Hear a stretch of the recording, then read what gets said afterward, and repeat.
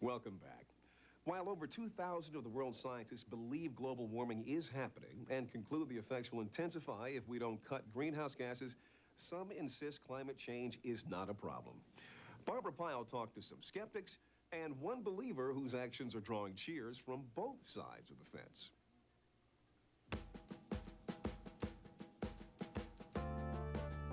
We have really taken our trees for granted. They take up the carbon dioxide and give us oxygen. They're very beautiful.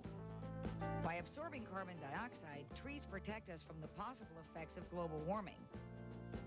Kit Center wants to protect the trees. She and the New Orleans group No Cut monitor the health of these giant old landmarks and fight against threats like termites and overdevelopment. In fact, Kit's love for trees is so great that when she saw this tree, she bought the house standing next to it. Since then, she's turned the house into a bed and breakfast. But Kit's Place isn't just any B&B. It's the epitome of an energy-efficient home and business.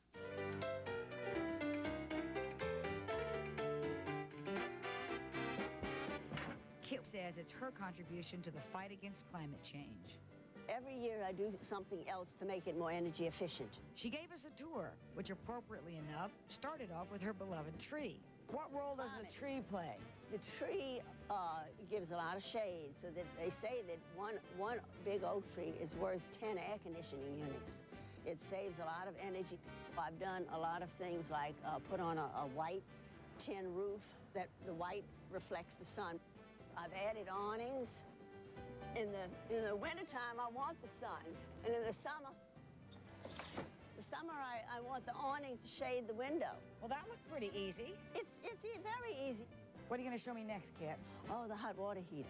I have 2 hot water heaters in the house, and I have both of them wrapped with insulation. Right. And that's really important. And then the pipes even in here have insulation on, and so the hot water, the heat doesn't evaporate. Kit also has energy-efficient tricks inside her house. What I did was to get some insulation, some of these little, I cut some foam myself to different sizes, and I stuff them in all the cracks in the window. Right. I just push them in with a screwdriver. And then I have this magnetite, and there's a magnet on this side and a magnet on the window, and I just put it up here, and then that insulates the window. Do these fans help at all in the winter? Oh, sure, because the hot air rises, and it pulls the hot air down. Just about everything in the house has got a compact fluorescent bulb. Oh, that's a round one. That's one kind, and here's another kind that goes under my Mardi Gras lampshade. Very New Orleans. Very much New Orleans. How much longer do they last? Oh, they last about 5 years. They cost a little bit more. This might cost $12, but it uses so much less electricity, and it lasts so much longer. Saving energy is second nature to Kit. She does it all the time. She recycles and reuses everything she can. She composts. When she walks her dog, she takes 3 bags.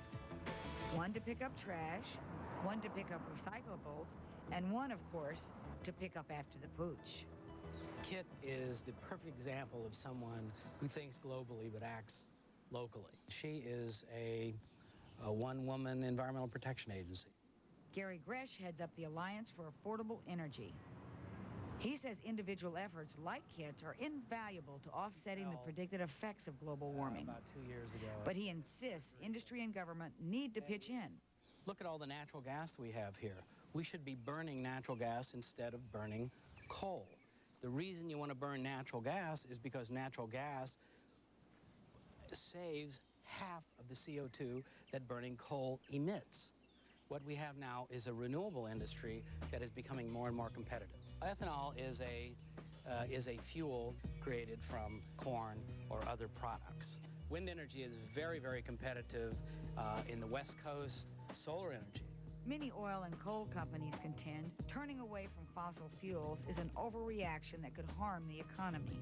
They and their supporters reject human-induced global warming, saying it's a false alarm based on scientific uncertainties. Cold air up over the northeast Cleveland. Whew, 39 degrees this afternoon. Bob Breck is a meteorologist at the local station WVUE. What we're hearing is this hysteria about what is going to happen. And I think we can't say what is going to happen. I think they're leaving out an important word there, and it's might. What might happen. I don't think it's going to hurt us drastically to wait another couple of years until we have more data that is nobody on this planet could then dispute that we now have a problem. I think we're not there yet. We can't afford to wait for everyone in the world to agree that it is or isn't happening. I mean, you can't get everyone to agree that tobacco causes cancer today. By the time we get everyone on board, it'll be in a post-mortem examination of what happened to Louisiana.